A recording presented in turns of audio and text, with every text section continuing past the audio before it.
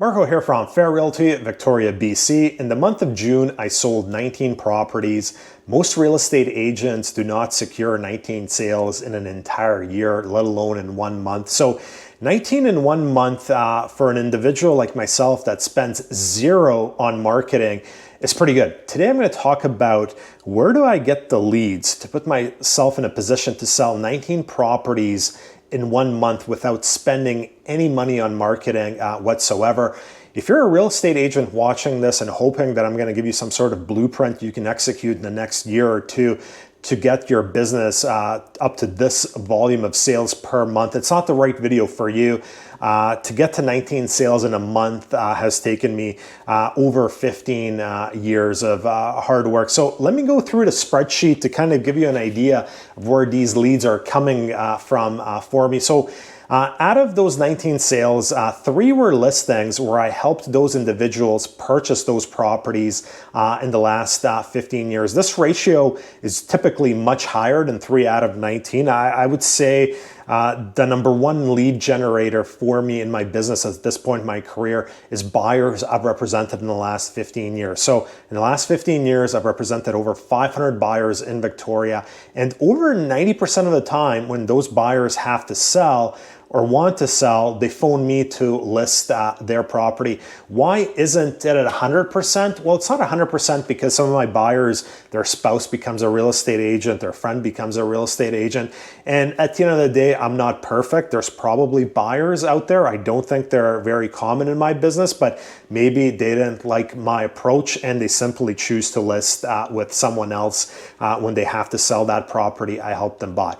That being said, when I look at the statistics and when I'm looking at properties being listed, I would say that sellers relist with the agent they used to purchase, assuming that agent is still active in business, less than 40% of the time, which in my opinion is absolutely appalling. I think most real estate agents, if you've been in business for a while, where your buyers are starting to sell down the road, you should be getting 80% of those buyers listing with you. If it's somewhere around 30-40%, I think you must be doing something wrong. I've looked at my statistics, and as I said, it's over 90% of my buyers in the last 15 years, when they're ready to sell, they phone me to sell. And that is the number one lead generator of my business, even though in June it was only 3 out of 19 sales.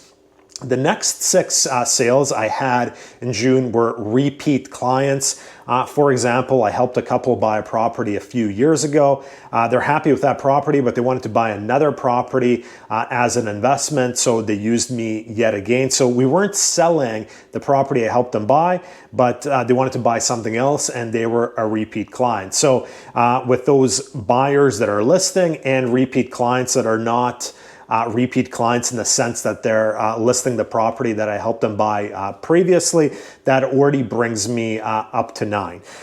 Then one of them was interesting. I blog a lot on a local real estate blog called House Hunt Victoria. I had shared my experience in that last year I had sold 2 listings where sellers paid me the real estate fees upfront. For example, if the real estate commission is going to be $20,000 upon a successful sale. In one scenario, we had negotiated an upfront fee of $10,000. The seller paid me $10,000 upfront. We listed the home, and the home sold. The vast majority of sellers are not interested in this. Either they don't have the $10,000, they're not willing to take the risk in case their property doesn't sell, or they think if they pay me upfront, I'm not going to be motivated to sell that property. Anyway, on House Hunt Victoria, I had blogged about those few experiences and that arrangement, and someone had seen that and they phoned me to sell a single family home here in the core. They said, "Hey Marko, we read online that you're willing to take a lower commission if we pay you up front. Can we work something out?"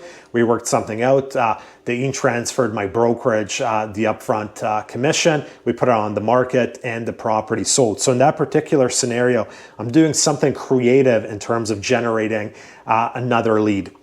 There was another lead I generated through a referral. I had sold a unit 7 or 8 years ago, a micro loft at the Janyan, and those sellers liked my approach. They liked the fact that I was laid back, not aggressive, and they recommended me to their close friend, who had a house to sell in Saanich, and that's how I was able to get that listing. So I get up to 19, mostly via referrals, not repeat clients, not buyers reselling, referrals. And then there's a few more that were online leads. One was through my YouTube channel, and another one was through a blog.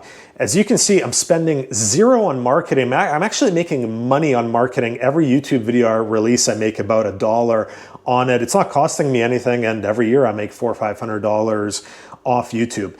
But my business, I've always structured in that I don't want to go out and spend money on marketing. I put my efforts, for example, when I'm working with buyers and doing the best possible job I can with my buyers.